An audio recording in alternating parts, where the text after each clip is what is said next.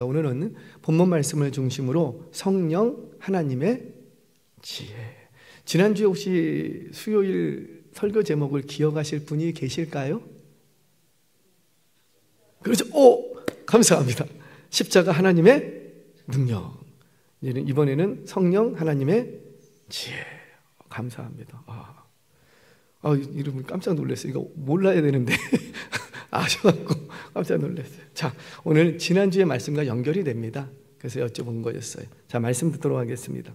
여러분, 구원의 역사는 성삼위 하나님의 계획과 섭리의 결과예요. 아멘이세요? 누구의 섭리와 계획의 결과라? 성삼위 하나님. 제가 왜 성삼위 하나님이라고 말했냐면 이 성삼위 하나님의 계획과 섭리, 이것이 결정체가 구원인데, 이를 놓고 우리는 흔히 뭐라고 하냐면 한 번쯤은 들어보셨을 거예요. 하나님의 열심이라는 말 들어보셨습니까? 하나님의 열심. 또는 하나님의 큰 일. 오늘 좀 볼륨을 좀 다시 조정을 또 했거든요. 이 로우 쪽만 조금만 좀 눌러주시겠어요? 조금 웅웅거리는 느낌이 있어서 앞에 조금만, 로우만 조금만 눌러주시면 좋겠어요. 자, 이 하나님의 열심, 하나님의 큰 일, 이렇게 우리는 흔히 구원 사역을 표현을 합니다. 좋아요. 네. 하나님의 열심, 하나님의 열정, 이것이 없었다면 그 누구도 구원을 얻을 사람이 있다 없다? 없다라는 거죠. 그런데 우리 하나님께서는 우리의 그 숱한 실패와 배신에도 불구하고 우리를 향하여서 인내하시고 참으시고 또 참으신 결과 마침내 구원을 이루시더라는 거예요. 이것이 바로 우리를 향한 그 하나님의 열심, 하나님의 큰 일, 이렇게 얘기합니다. 이것은, 이 구원의 결과는 우리에게 어떤 원인이 있는 것이 아니라 순수하게 누구의 열심 때문에, 그렇죠, 내 열심으로 이룬 것이 아니라, 얻은 것이 아니라 누구의 열심 때문에, 하나님의 열심, 하나님의 열정, 그 죄인을 향한 하나님의 희생적 사랑 때문이에요. 여러분, 열심 되려면, 여러분, 내가 공부를 열심히 해요. 그러니까 뭔가를 내가 열심히 하는 게, 진짜 열심히 하는 게 되려면 반드시 따라와야 되는 게 있는데, 그게 뭐냐면 희생이라는 거예요. 희생. 손해보는 게 없으면 그거는 열심을 냈다고 말할 수 없어요. 공부한 아이가 열심히 오늘 공부하고 왔대요. 그러면 반드시 그 속에는 뭐가 있을까요? 친구들하고 놀고 싶은 것도 내가 절제해야 되고, 밖에 나가고 싶은 것도 내가 절제해야 되고, 내가 그 전에 좋던 것, 하고 싶었던 것, 그런 모든 것들을 다 내려놨다는 거예요. 그러니까 자기 희생이 있지 않고는 열심을 하고 말할 수 없어요. 자기 희생이 없는데 그걸 열심히 했다라고 말할 수 있을까요? 아니에요. 그냥 하면 돼. 자기의 희생이 없어도 그냥 돼. 근데 그걸 뭘 열심을 냈다고 누가 말하겠어요? 그러니까 열심이라는 단어 속에는 그 열심이 가치가 있고 의미가 있으려면 반드시 그곳에는 희생이 같이 따라야 된다는 거죠. 하나님께서는 저와 여러분들의 구원을 위해서 열심을 내셨대요. 근데 그 열심 속에는 뭐가 있었더라? 우리를 향하신 하나님의 자기 희생이 있었다는 거죠. 이 성삼위 하나님의 구원의 역사를 흔히 성부 하나님은 계획하시고, 성자 하나님은 실행하시고, 성령 하나님은 적용하셨다, 이렇게 얘기합니다. 한 번쯤 들어보셨을 거예요. 그래서 계획, 실행, 적용, 이걸 굉장히 중요합니다. 성부 하나님은 뭐 하시고, 물론 엄밀한 의미에서 성부 하나님 혼자 계획하신 건 아니에요. 성삼위 하나님 내부의 일이었어요. 그러니까 성부 하나님만 계획하신 건 아니라 그 모든 계획을 주도적으로 하신 분이, 우리는 성삼위 내부 안에서도 성부 하나님이시다. 그리고 이 계획하신 것을 실행하신 분이 계셔. 누구시라? 성자, 그렇죠, 하나님, 예수님. 그래서 여러분, 우리 성경 공부할 때 말씀드렸죠. 십자가에 달려 죽으신 것은 하나님이 우리 가운데 오셨어요. 육신의 몸을 입고. 그분이 누구세요? 예수님이면 하나님이세요? 하나님이 아니세요? 하나님이세요. 그러면 십자가에 달려 죽으신 분은 예수님이 죽으셨습니까? 하나님이 죽으셨습니까? 자, 다시요. 하나님이 이 땅 가운데 오셨어요. 우리 가운데. 그를 임마누엘이라고 합니다. 그렇죠? 하나님이 우리 가운데 오셨어요. 그분이 육신의 몸을 입고 이 땅에 오신 분이 누구시라? 예수님. 근데 그 예수님은 십자가에 달려 죽으셨어요. 그러면 십자가에 달려 죽으신 것은 예수님이 죽으신 거예요? 하나님이 죽으신 거예요? 그래요. 제2위 하나님 예수님이 달려 죽으신 거예요. 그러니까 이 하나님 성삼위 내부에 이 구원에 관한 계획을 주도적으로 계획하신 분은 누구시고? 성부 하나님. 근데 이 계획을 실행, 완성시킨 분이 누구시고? 그렇죠. 예수님이에요. 예수님. 만약에 예수님이 달려 죽지 않고 하나님이 달려 죽으셨습니다. 이 말을 언뜻 들으면 뭐 하나님이 예수님이고 예수님이 하나님이니 뭐 거기에 달려 돌아가신 분이 뭐 예수님이 아니고 하나님이라고 말하는 게 무슨 문제가 있으냐라고 생각할 수 있는데 이거는 이단이에요. 뭐라고 말하면 이걸 성부 고난설 이렇게 얘기합니다. 그러니까 고난당하는 게 누가 고난당해 버리게 된 거예요? 성부 하나님이 고난당해 버리게 되는 거예요. 그렇지 않아요. 성부 하나님은 고난당하지 않으십니다. 누가 고난당하신 거예요? 그렇죠. 엄밀한 의미에서 성자 예수님이에요. 그래서 우리는 예수님의 십자가의 은혜라고 얘기를 하는 거죠. 하나님 아버지의 그 아들을 내어주신 사랑 이렇게 얘기하는. 그래서 제가 축도할 때 우리 주 예수 그리스도의 은혜와 하나님 아버지의 사랑과 이렇게 이제 보통 목사님들이 이렇게 축도를 하시죠. 예수님에 관해서는 은혜. 그분이 왜 은혜예요, 우리에게? 왜 은혜죠? 그렇죠. 그분이 내가 달려 죽어야 될 그 십자가에 달려 죽으셨기 때문에 나 대신 죽으셨기 때문에 그게 은혜예요. 얼마든지 피하실 수 있었지만은 우리 하나님 아버지의 뜻을 이루기 위해서 순종하신 분이세요. 그래서 그게 은혜인 거예요. 은혜. 얼마든지 너 내려와라. 내려오면 내가 너를 믿겠다. 너를 구원해봐라. 너 자신도 구원하지 못하면서 무슨 인류의 구원주로 왔다고 말하는가? 너 자신을 구원한 거 한 번만 해봐라. 그러면 내가 너를 믿겠다 라고 얘기했을 때 얼마든지 그 십자가에서 뛰쳐내려올 수도 있었으나 자신의 무한하신 신성과 무한하신 신적 능력을 감추시고 자제하시고 참으시고 그리고 온전히 순종하셨어요. 이게 예수님이 우리에게 보여주신 한량없는 은혜라는 거죠. 자, 그리고 하나님 아버지는 그 아들을 죽음 가운데 내어주신 뭐 때문에? 우리를 향한 사랑 때문에.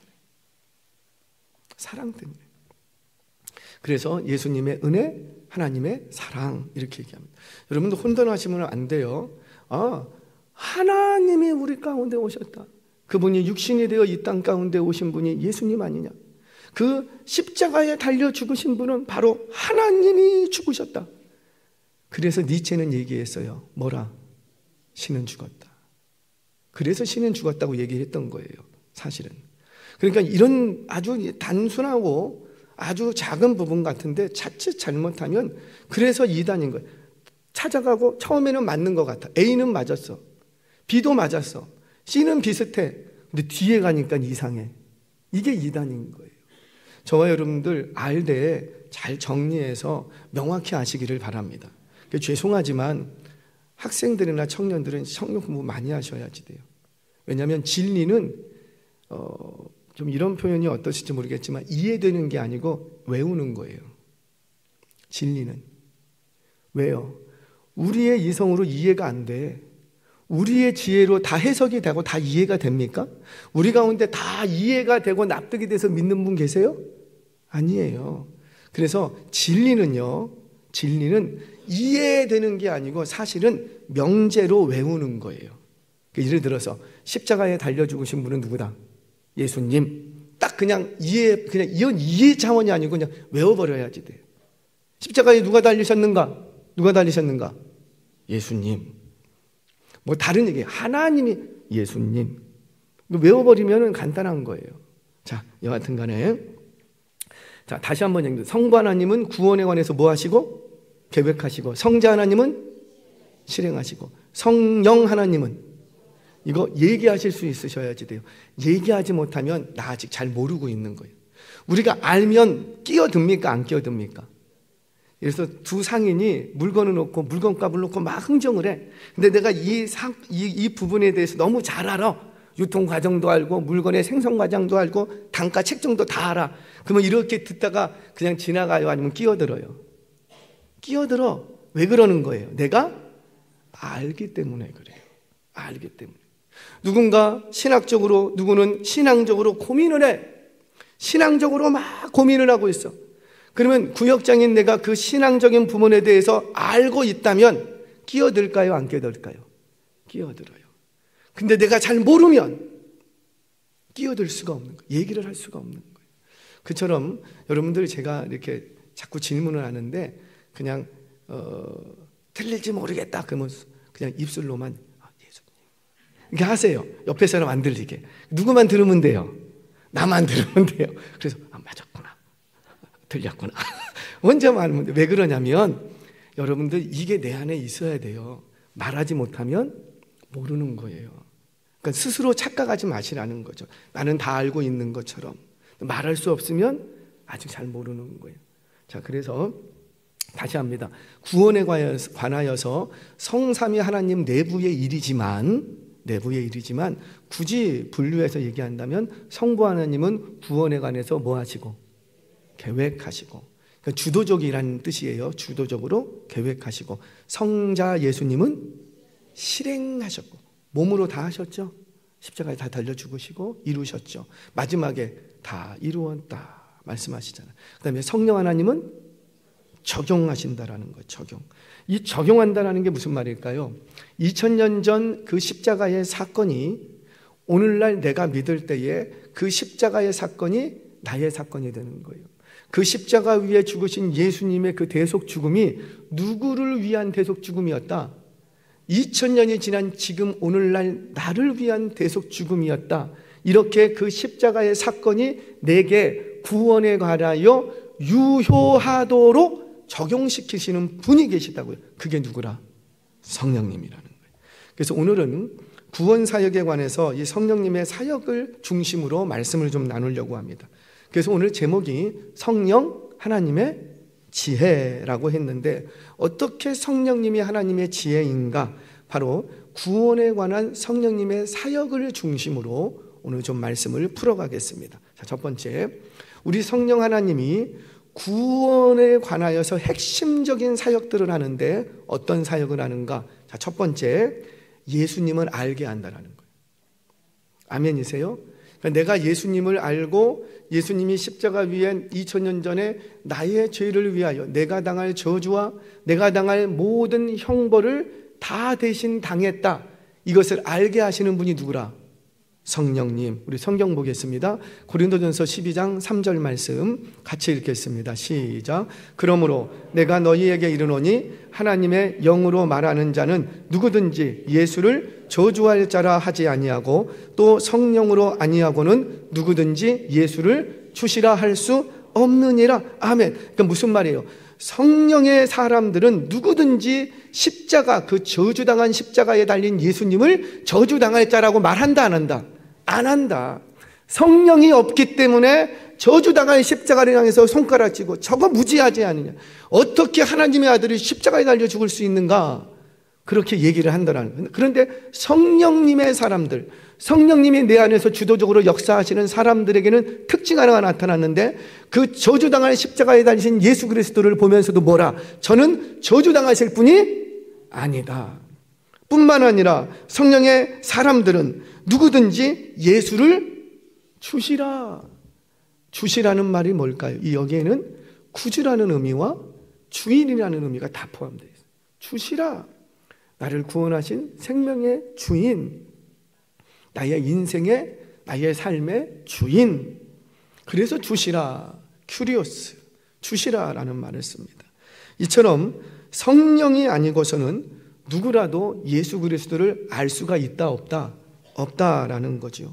내가 예수 그리스도를 알게 된 것은 나의 인격이, 교양이, 학식이 이런 걸로 내가 예수를 알게 되지 않았다라는 거예요. 여기서의 예수를 구주라, 주라 고백한다라는 것은 그저 입으로만 고백하는 거 아니잖아요. 입으로만 주님이세요. 내가 믿습니다. 그럼 믿는 거예요? 우리들끼리는 속을 수 있지만 하나님은 속지 않으십니다. 내가 주시라 고백할 때는 나의 전 인격으로 지성과 이성과 전 정서, 감정을 총동원해서 하나님이 분명한 나의 주인이시라고 고백되어야 됩니다. 그러니까 그 고백을 할 때는 지성적으로도 맞아요. 하나님은 나의 주인이세요. 지성적으로도, 그리고 또 나의 이성적으로도, 나의 감정적으로도. 그분만 생각하면 너무너무 괴롭기도 하고, 죄송하기도 하고, 감사하기도 하고, 사랑스럽기도 하고, 내가 뭐 좀 해드렸으면 좋겠는데 뭘 해드릴까요? 막 이런 마음들이 일어나는 사람들, 바로 그 사람들이 누구의 사람들이더라? 성령의 사람들이라는 거죠. 자, 그래요. 이처럼 구원을 이루는 핵심 사역이 되는데 예수님을 알게 한다. 이걸 누가 하신다? 성령님이. 자, 한 절 더 봅니다. 고린도전서 2장 2절 말씀 같이 읽겠습니다. 시작. 내가 너희 중에서 예수 그리스도와 그가 십자가에 못 박히신 것 외에는 아무것도 알지 아니하기로 작정하였음이라. 아멘. 바울이 이런 고백을 할 수 있는 것도 그가 바리새파로서 성경에 대한 지식이 해박했기 때문이 아니라, 구약에 대해서 정통했기 때문이 아니라, 바로 누가 깨닫게 해주신 것이라? 성령님. 바울의 모든 지식도, 그의 모든 신학도, 그의 모든 열정도 그 근거, 베이스가 되는 게 있는데 그게 누구시라? 성령님. 그래서 아무리 성경적 지식이 없어도, 심지어 글을 잘 몰라도 이상하게 십자가의 진리를 깨우치는 데는 어려움이 있다 없다? 없다. 여기는 다들 좀 배우셨으니까. 저는 외할머니 신앙입니다. 늘 자주 좀 말씀드리죠. 저는 외할머니가 세상에서 제일 존경하는 분이에요. 예수님 다음으로. 어떤 목사님보다도 제일 존경하고, 내가 정말 천국에 가서 보고 싶다면 바울보다도 더 보고 싶은 분이 외할머니세요. 근데 그 외할머니는 소학교를 못 나오셨어요. 옛날에는 여자가 공부해서 뭐해? 할렐루야? 다 그랬잖아요. 그래서 우리 할머니도 굉장히 똑똑했다고 하는데 소학교 1학년인가 2학년은 다니다가 더 이상 공부할, 그만큼 배웠으면 많이 배운 거라고, 여자로서 못 배우셨어요. 그 글을 모르셨어요. 글을 모르셨는데도 불구하고 예수 진리를 아는데 어려움이 있었다 없었다? 전혀 없었다. 전혀. 한 번은 목사님이 설교를 하십니다. 설교를 하는데 우리는 5장 6보가 있죠. 나는 5장 7보다. 이게 5장 6보 맞나요? 5장 6보라 그래요. 근데 놀부는 하나가 더 있었다 그러죠? 뭐가 있었대요? 심술보. 그 얘기를 하시면서 목사님이 그랬대요. 우리 믿는 자는 5장 7보다 하나 더 있는 게 있다. 그게 뭔지 아시는 분? 이렇게 손을 다 안 들고 있는데 저희 할머님이 거기 앉아 계세요. 우리 김경란 집사님 앉는 쪽 거기 항상 손을 딱 들더니만 믿음보. 아무도 얘기 못하는데 그 당시 믿음보. 저와 여러분들 이 심장과 콩팥 사이에 이만한 믿음보가 하나씩 있는 줄 믿으시기 바랍니다. 믿음보가 있대요. 믿음보. 그래서 그거를 딱 누르기만 하면은 믿음. 심장이 벌컥벌컥 뛰면서 피를 쭉쭉 보내는 것처럼 그 믿음보가 벌컥벌컥 뛰면서 믿음 그렇게 보낸다는 거지. 자, 그처럼 글을 하나도 몰라도 예수 진리를 깨닫는 데 있어서는 어려움이 없었다라는 거예요. 없었다라는 거예요. 심지어 그가 양반이든지 그가 상놈이든지 종놈이든지 상관없이 아무리 일자 무식자이라 할지라도 구원의 진리를 깨닫는 데는 어려움이 있다 없다? 전혀 없다. 전혀. 왜 그렇게 할 수 있는가? 바로 이게 누구의 사역이시니까? 성령님의 사역이시라는 거죠. 첫 번째, 성령님이 구원에 관해서 가장 핵심적인 사역 하나를 하는데 그게 뭐라? 누구를 알게 한다고요? 예수님을 알게 한다. 이거는 성령님이 하시는 일이다. 자, 두 번째, 구원에 관해서 핵심적인 사역 두 번째는 뭐냐면 이건 성령님만 하시는 거예요. 책망하시는 일을 하신다는 거죠. 책망하시는 일. 성경 보겠습니다. 요한복음 16장 8절 말씀 시작. 그가 와서 죄에 대하여 의에 대하여 심판에 대하여 세상을 책망하시리라. 아멘. 바울은 이 책망하는 사역에 집중 폭격을 받은 사람 중에 한 사람이었어요. 온통 포탄이 날아오는데 이 바울에게 떨어지는 모든 포탄은 무슨 포탄밖에 없더라. 책망, 책망. 격려가 없어. 위로도 없어. 책망, 책망, 책망, 책망. 여기를 가도 저기 책망 폭탄 떨어지고, 저기를 가도 책망이라는 포탄이 떨어지고, 책망, 책망, 책망, 책망. 왜 이렇게 그는 책망이라는 포탄에 이렇게 많이 얻어맞았는가? 그는 바리새파로서 그가 예수님을 알기 전에 뭐 하던 인생이었고, 예수 믿는 자들을 잡아 죽이려 했던 인물, 죽이려고만 한 게 아니고 실제로 죽이는 일에 가담했던 인물, 그거를 자랑 삼았던 인물. 그래서 그는요, 사울을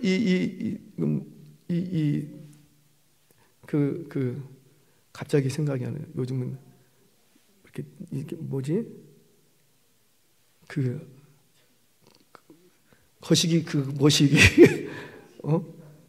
뭐예요? 아유, 큰일 났다. 갈 때가 됐나? 돌 맞아 스데반. 큰일 났다. 제가 어렸을 때도 이랬거든요. 이건 못 고치나 봐요.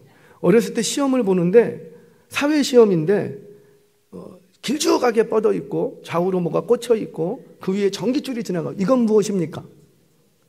전봇대. 그게 생각이 안 나갖고, 와, 이거 머릿속에서는 아는데 글자가 기억이 안 나는 거예요. 그럴 때 미치고 환장하겠던 거예요. 그 시험 그거 맞았을까요? 틀렸을까요? 제가 이렇게 얘기할 때는 틀렸기 때문에 제 머릿속에 남은 거예요. 또 하나 더 있어요. 사막에 다 피는 꽃을 피운데, 근데 뾰족뾰족하게 막 나 있대. 그거 뭐예요? 이 머릿속에는 다 아는데 이 단어가 생각이 안 나는. 맞았을까요? 틀렸을까요? 틀려서 저는 아주 그냥 한이 맺혔어.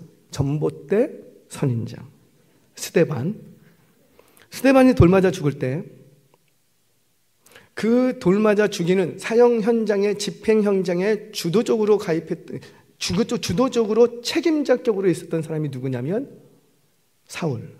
바울이었죠.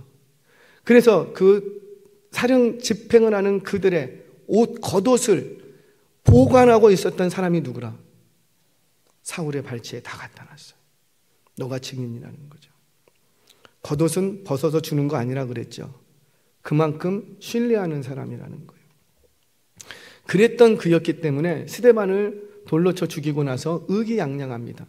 그러면서 이제는 본격적으로 예수 믿는 자들을 잡아 죽이려고 해요. 그래서 어디까지 가고?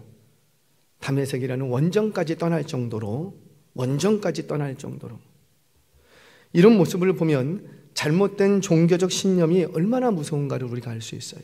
세상에서 제일 무서운 신념이 종교적 신념이라고 하지 않습니까? 그 잘못된 어긋난 종교적 신념 때문에 사람을 죽이는 것도 아무렇지도 않은 거예요. 그렇게 그가 얼마나 무서운 죄를 짓고 있는지 책망한 분이 나타났어요. 그 책망하시는 분이 누구였더라? 성령님. 오늘 물으면은 답은 성령님. 자, 성경 보겠습니다.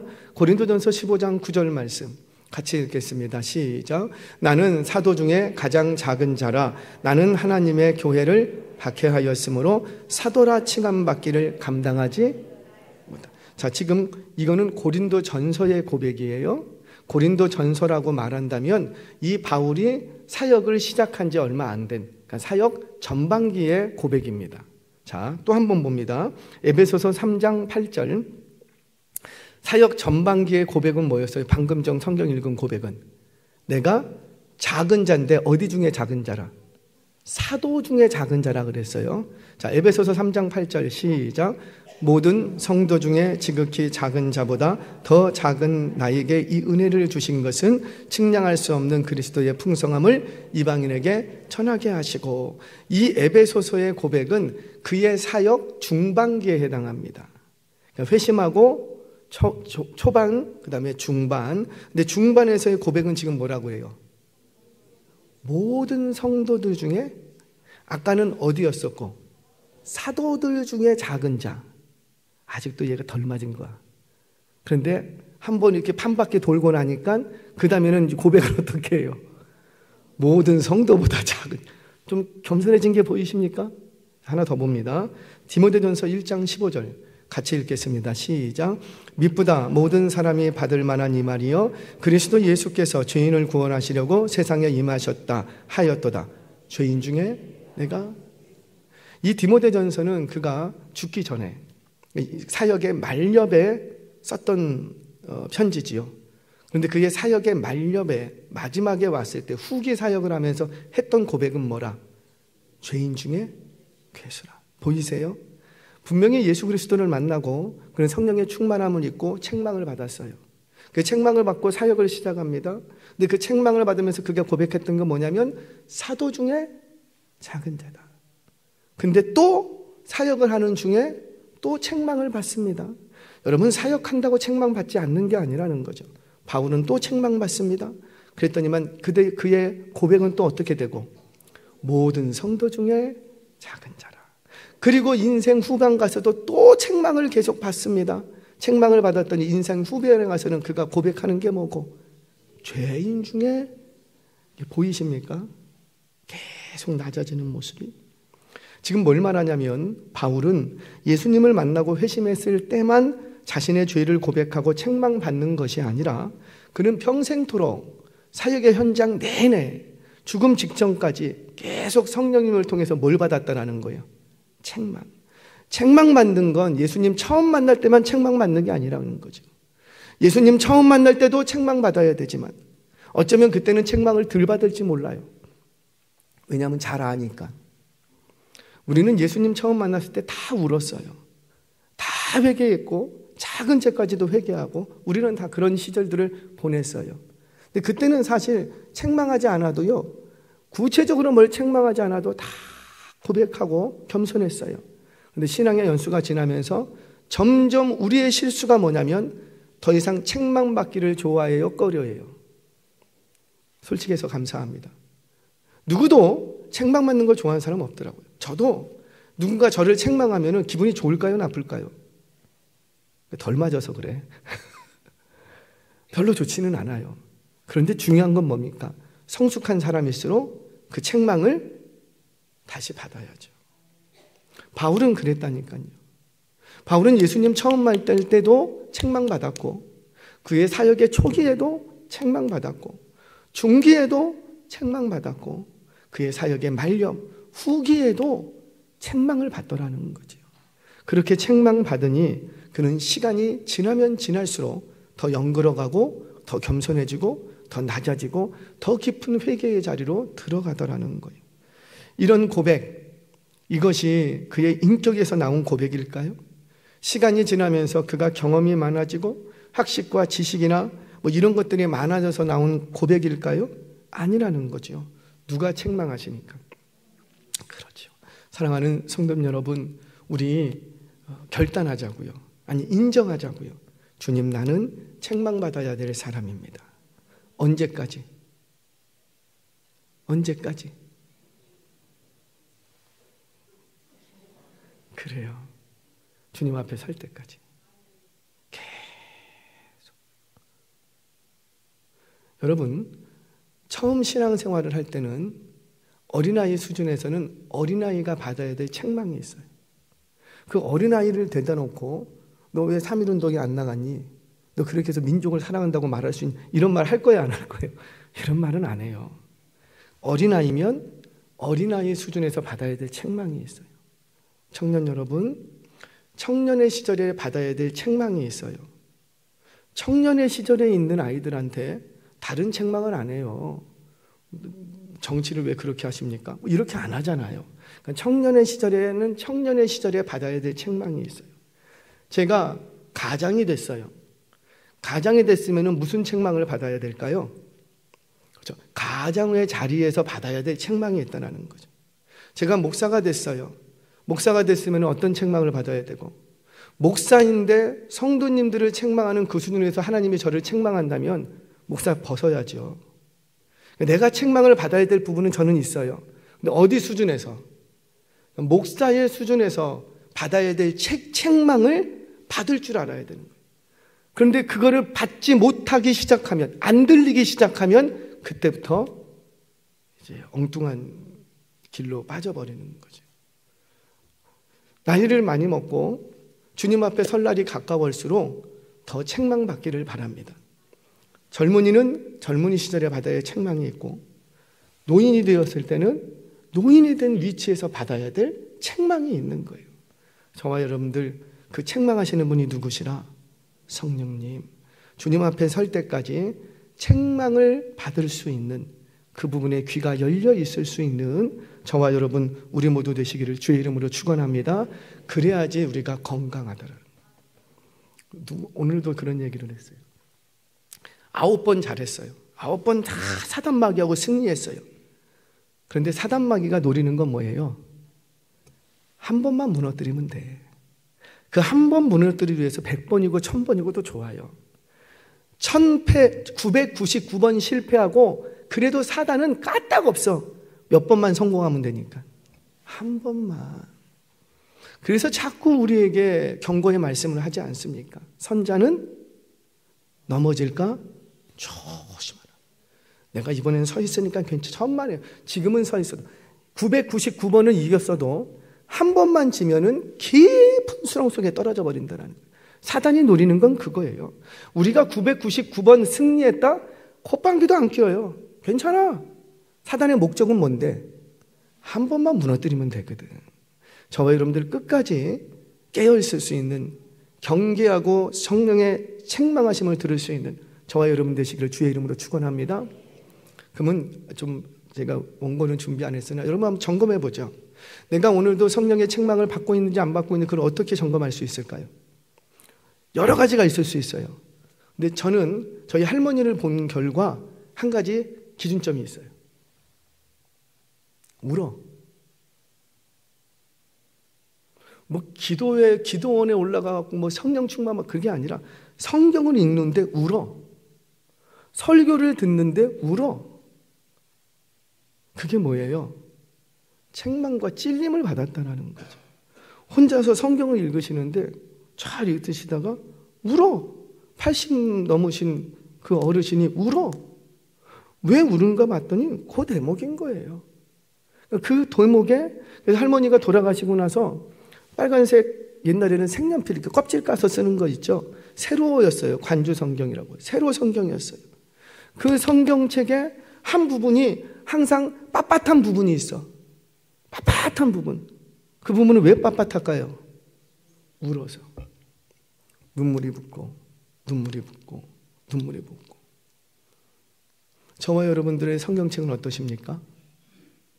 죄송해요. 깨끗하다. 회개하세요. 어떻게 성경책이 깨끗해요? 깨끗할 수 없어요. 찢어지면 다시 테이프로 붙이고 또 읽고 또 읽고 또 읽고.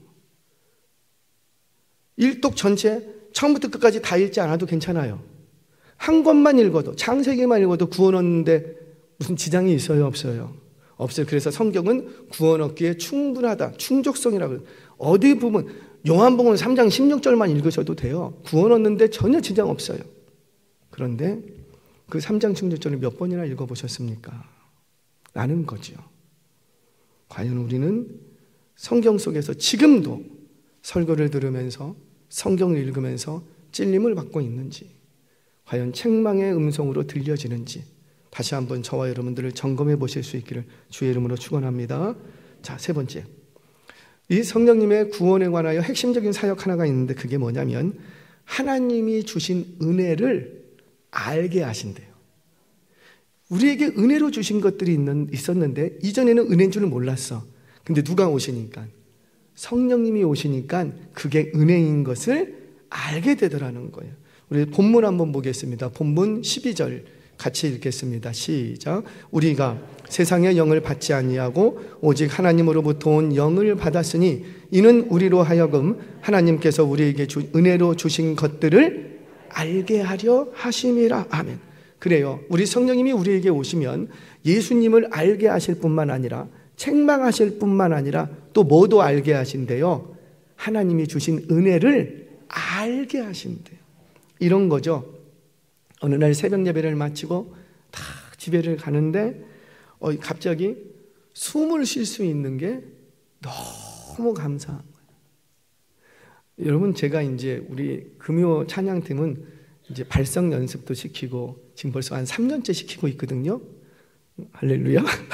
근데 문제는 뭐냐면 숨을 제대로 못 쉬어요. 우리들 가운데 숨을 하나님이 주신 역량만큼 충분히 쉬고 사시는 분들이 별로 많지 않아요. 하나님이 우리에게 주신 이 몸 구조대로 숨을 쉬시는 분들이 많지 않아요. 그래서 사실은 숨쉬기 연습 많이 하셔야 돼요. 그러니까 우리는 충분히 숨을 못 쉰다라는 거지요. 그래서 충분히 숨을 쉬게 하면은 이분들이 되게 힘들어해요. 안 하던 걸 하니까. 어느 날 새벽 예배를 마치고 이렇게 집에 가는데 너무 감사한 거예요. 내가 숨을 쉴 수 있다는 거. 우리가 언제 숨쉬게 해달라고 기도한 적 있어요? 간구하신 적 있어요? 저는 한 번도 없어요. 나 좀 숨쉬게 해달라고. 그럼에도 불구하고 우리 숨 쉬는데 지장이 있어요? 없어요? 없어요. 이게 얼마나 큰 은혜인지. 숨만 쉴 수 있다면 우리는 뭐든지 다 할 수 있어요. 숨만 쉴 수 있다면 어디 가서 일이라도 할 수 있고, 숨만 쉴 수 있다면 잘못됐다고 빌기라도 할 수 있고, 뭐든지 할 수 있어요. 숨만 쉴 수 있다면. 또 새벽 예배를 마치고 가는데 글쎄 비가 오는 거예요. 비가 오는데 그 비를 맞고 가는데도 비가 온 것이 너무 감사해. 뭐가 감사해? 머리털 다 빠지고 뭐. 감사해. 그게 은혜로 다가온다라는 거죠. 이거 누가 하시는 거예요? 성령님.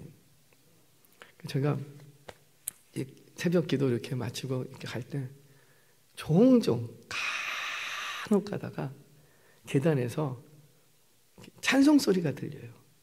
콧소리 비슷하게. 하나님의 발소리 이러면서 오시는 분들이 계세요. 그걸 들으면 목사 입장에서 기분이 어떨까요? 너무 좋은 거예요. 저분이 기도하고 내려가시는 길에 주여 어떡하면 이러고 가지 않고 하나님의 나팔소리 찬송 부르면서 가는 거를 딱 보면 너무 가슴이 뜨거워지는 거예요. 왜? 그분은 기도 중에 은혜가 뭔지를 알게 되는 거예요. 은혜가 뭔지. 그 하나님이 주신 것들을 은혜로 받을 수 있게 하시는 분이 누구시라? 성령님. 어느 날 건강검진을 딱 했는데 몸에 뭐가 보인대요. 이렇게 봤더니 암덩어리 같대. 암덩어리. 내 몸에는 별 지상이 없는데 단지 때가 되어서 건강검진을 했을 뿐인데 어떻게 그 담당 의사의 눈에 그게 딱 띄어갖고 이거 아무래도 좀 암인 것 같은데 한번 큰 병원 가서 보세요. 가서 봤더니 진짜 암이야. 근데 아프지가 않아. 아무 이상이 없어. 그런데 하나님이 그게 보이게 하신 거예요. 그러면 오메 나 암 걸렸어야 하고 슬퍼할 일이에요? 우와 암을 발견했다 기뻐해야 될 일이에요? 기뻐해야죠. 그러면서 그분이 하시는 얘기가 은혜예요. 은혜. 아니 암병을 발견한 게 은혜래요. 우리는 암병에 안 걸려야지 은혜인데 그분은 암병을 발견한 게 은혜래요. 이걸 누가 이렇게 은혜되게 해주시죠? 성령님. 이 모든 것들을 통틀어서 우리는 성령님의 조명하심 이렇게 얘기합니다. 좀 신학적인 용어인데 알게 하시고 책망하시고 깨닫게 하시고 이 모든 것을 통틀어서 뭐라고 말하냐면 성령님의 조명하심 이렇게 얘기합니다. 제가 지금 한번 해보고는 싶은데 여러분 지금 우리가 방금 전에 성경 읽었죠? 방금 전에 만약에 이 조명을 딱 끄면은 성경을 읽을 수 있어요? 없어요? 없어요. 왜 없어요? 글을 몰라서 그래요? 우리 방금 전에 읽었는데 그걸 뭐 기억 못해서 못 읽어요? 그 말이 아니잖아요. 왜 우리가 못 읽죠? 그래요. 빛이 없으니까 못 읽을 뿐이에요. 마찬가지예요. 성령의 조명하심이라는 건 뭐냐면 내가 성경을 안 읽는 게 아닌데 내가 설교를 듣지 않는 건 아닌데 그렇게 성경을 읽어도 깨달아지는 바가 없고 감동이 없고 설교를 아무리 들어도 아무런 감동이 내 안에 없다. 그거는 뭐가 없기 때문이에요? 성령의 조명하심, 빛이 비추어지지 않기 때문이에요. 그래서 저희는 그런 분들을 놓고 기도해야 되는 거죠. 주여, 저 영혼에게 성령의 빛을 조명해 주세요. 비춰주세요. 왜? 성령께서 비춰주시면 알까요? 모를까요? 안다라는 거죠. 사랑하는 성도님 여러분, 그렇게 우리가 성령의 조명하심을 간구할 수 있는 저와 여러분 되시기를 바랍니다. 성경 한 구절 더 읽겠습니다. 에베소서 1장 17절에서 19절. 성령의 조명하심이 얼마나 대단한 것인가 다시 한번 읽겠습니다. 시작. 우리 주 예수 그리스도의 하나님 영광의 아버지께서 지혜와 계시의 영을 너희에게 주사 하나님을 알게 하시고 너희 마음의 눈을 밝히사 그의 부르심의 소망이 무엇이며 성도 안에서 그 기업의 영광의 풍성함이 무엇이며 그의 힘의 위력으로 역사하심을 따라 믿는 우리에게 베푸신 능력의 지극히 크심이 어떠한 것을 너희로 알게 하시기를 구하노라. 지금 바울이 에베소 교회를 향해서 기도 하나를 하고 있는데 무슨 기도하는 거예요? 하나님이 너희에게 이런 것들을 좀 알게 하시기를 구하노라. 이 말은 뭐예요? 성령님이 너희를 조명해 주시기를 원한다. 성령님이 조명해 주시면, 우리에게 조명해 주시면 그의 부르심의 소망이 뭔지, 성도 안에 있는 그 기업의 풍성함이 뭔지, 그의 능력의 힘의 역사하심을 따라서 우리에게 베푸시는 능력이 얼마나 위대하고 대단한 것인지를 성령님이 조명해 주시면 알게 된다는 거예요. 그런데 바울은 이것을 놓고 에베소 교회를 위해서 기도하고 있다는 거예요. 주님, 저 에베소 교회에 성령의 조명하심이 있게 해주세요. 주님, 우리 은혜교회에 성령의 조명하심이 있게 해주세요. 성령의 조명하심만 있으면 너무나도 풍성한 은혜들을 누리며 깨달으며 그 은혜 안에서 살 수 있다는 거예요. 저와 여러분들 성령의 조명하심을 구하시기를 바랍니다. 누구라도 성령의 이 조명하심 없이는 구원에 대해서 알 길이 있다 없다? 없다. 이게 뭐예요? 하나님의 지혜요? 이게 바로 하나님의 능력이라는 거지요. 지금 바울이 말하는 하나님의 지혜와 능력은 어떤 신적 능력을 말하는 것이 아니라 바로 하나님의 조명하심을 말씀하시는 거예요.